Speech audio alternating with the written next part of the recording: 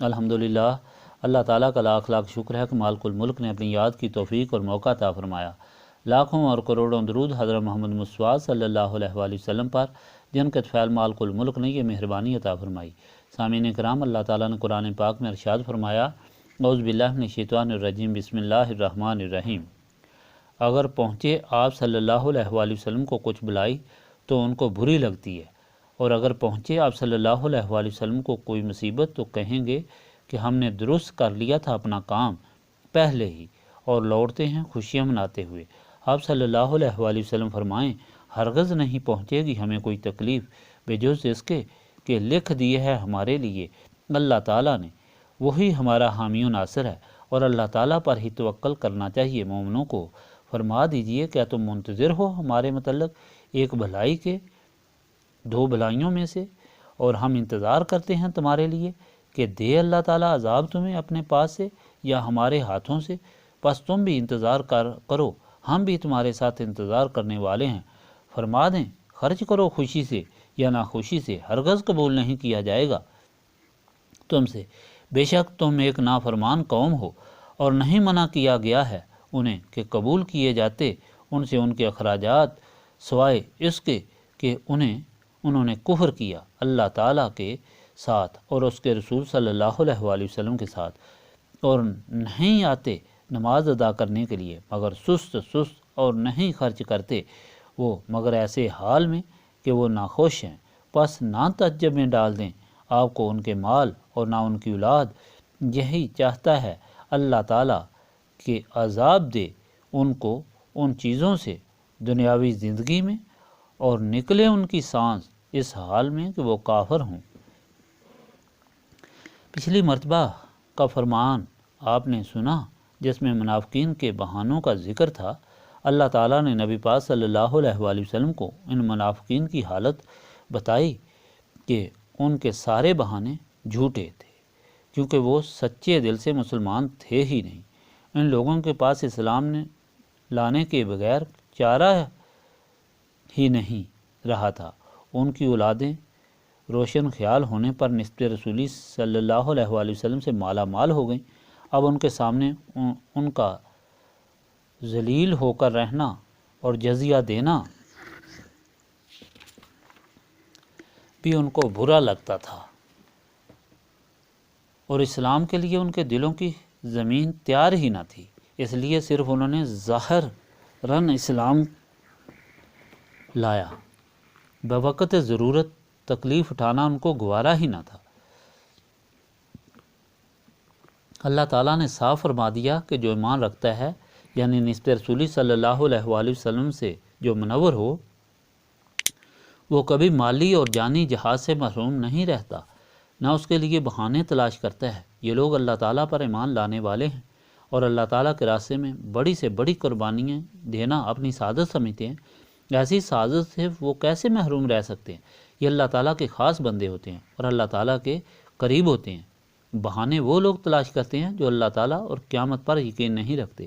یہی وہ لوگ تھے جو رسول پاک صلی اللہ علیہ وآلہ وسلم کے فرمان پر غزوہ تبوک کے لیے تیار نہیں ہوئے، بلکہ بہانے بنانے لگے، تو اللہ تعالیٰ نے نبی پاک صلی اللہ علیہ وآلہ وسلم کو تسلی دی کہ ان کا ساتھ نہ جانا ہی بہتر تھا، کیونکہ سیاہ دل ہونے کی وجہ سے یہ اسلام اور اہل اسلام سے ہمدردی نہیں کر سکتے۔ اگر یہ ساتھ جاتے تو سوائے فتنہ کے اور کوئی کام نہ کرتے، اور اس طرح اہل اسلام کو نقصان پہنچاتے، اس لیے اللہ تعالیٰ نے ان کو ساتھ جانے کی توفیق ہی نہ دی۔ آج کا فرمان بھی انہی ہیلا سازوں کی حالت بیان کرتا ہے۔ اللہ تعالیٰ فرماتا ہے کہ یہ اتنے بد باطن ہیں کہ اگر آپ صلی اللہ علیہ وآلہ وسلم کو کوئی بلائی پہنچے تو ان کے دل خفا ہوتے ہیں، اور اگر تکلیف پہنچے تو کہتے ہیں ہم نے اچھی تدبیر کی تھی کہ جنگ سے پہلے ہی بہانہ کر کے بچ گئے، اور خوش ہوتے ہیں۔ اللہ تعالیٰ فرماتا ہے کہ ان بے دینوں بے سمجھوں سے آپ صلی اللہ علیہ وآلہ وسلم پوچھیں کہ ہماری کون سی تکلیف پر تم خوش ہوتے ہو؟ ہمارے لیے ہر حال میں بہتری ہے، اگر اللہ تعالیٰ کے راستے میں مر جائیں تب بھی ہمیں خوشی ہے، کیونکہ ہماری تو مراد ہی اللہ تعالیٰ کے راستے میں مر مٹنا ہے۔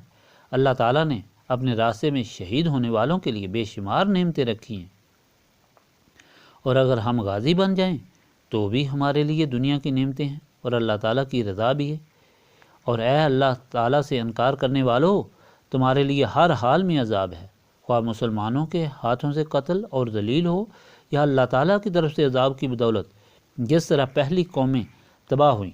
اب تم بھی انتظار کرو، ہم بھی انتظار کرتے ہیں، اور دیکھ لینا اپنا انجام۔ یہ لوگ جس طرح پہلے بیان کیا گیا ہے کہ مجبور اسلام لائے تھے، وہ تو جانیں بچاتے تھے، لیکن منافقانہ طور پر ساتھ دینے کو تیار ہوتے کہ ہم مدد کر رہے ہیں۔ حکم ہوا کہ تم مال خوشی سے دو یا ناخوشی سے، تمہارا مال قبول نہیں ہوگا کیونکہ تم بے دین ہو۔ ان کے مال اسی لیے قبول نہیں ہوتے کہ وہ اللہ تعالیٰ اور اس کے رسول صلی اللہ علیہ وآلہ وسلم پر ایمان نہیں رکھتے۔ یہ اس قدر بے دین ہیں کہ نماز جو سب سے ضروری چیز ہے، اس کے لیے بھی بہت بوجھ سمجھ کر آتے ہیں، اور اللہ تعالیٰ کے راستے میں خرچ بھی بوجھ سمجھ کر کرتے ہیں۔ یہ تو ان لوگوں کا حال بیان فرمایا گیا جو اس طرح بے دین اور منافق تھے۔ اب ایک عام خیال جو لوگوں کے دلوں میں پیدا ہوتا ہے، اس کے متعلق ہدایت دی کہ کوئی غلط نہ سمجھے۔ ایسا دیکھنے میں آتا ہے کہ اس طرح کے بے دین دنیا چاہنے والے دولت اور اولاد کی نعمت سے نوازے ہوئے ہوتے ہیں۔ خیال پیدا ہوتا ہے کہ ان کو اللہ تعالیٰ نے یہ نعمتیں کیوں دیں، ان کے لیے تو عذاب ہونا چاہیے تھا۔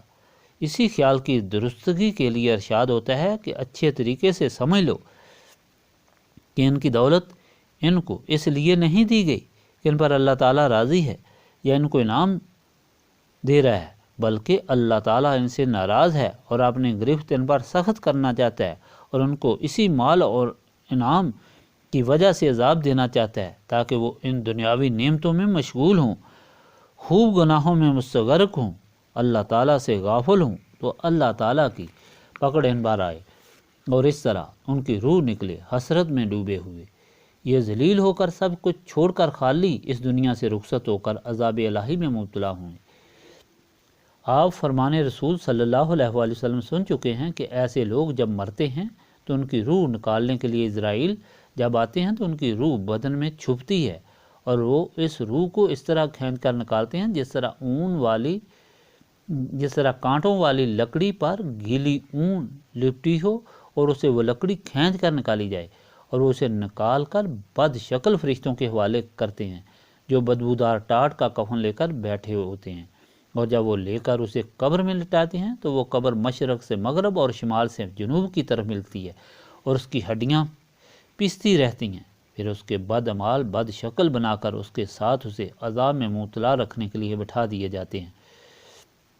اس کے برعکس جو لوگ اللہ تعالیٰ کے ہو جاتے ہیں وہ دونوں جہانوں میں سرخرو ہوتے ہیں، ان کی موت ان کی راحت کا سبب بنتی ہے۔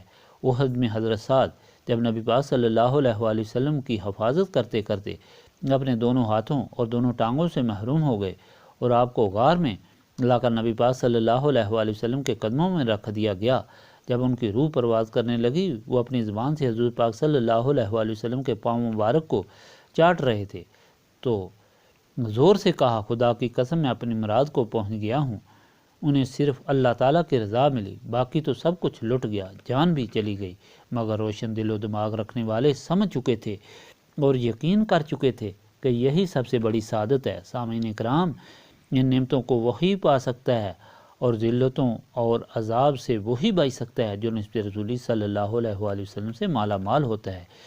اس لیے یہاں نسبت رسولی صلی اللہ علیہ وآلہ وسلم کی تلقین کی جاتی ہے۔ اللہم صلی علی سیدنا محمد وعلی آلہ وصحابہ صلاۃ تکون لنا امان من کل خوف، لا الہ الا انت سبحانک انی کنت من الظالمین۔ ربنا آتنا فی الدنیا حسنۃ وفی الآخرۃ حسنۃ وقنا عذاب النار۔ استغفر اللہ العظیم الذی لا الہ الا هو الحی القیوم واتوب الیہ۔ استغفر اللہ العظیم الذی لا الہ الا هو الحی القیوم واتوب الیہ۔ استغفر اللہ العظیم الذی لا الہ الا هو الحی القیوم واتوب الیہ۔ ربنا تقبل منا انک انت السمیع العلیم وتب علینا انک انت التواب الرحیم۔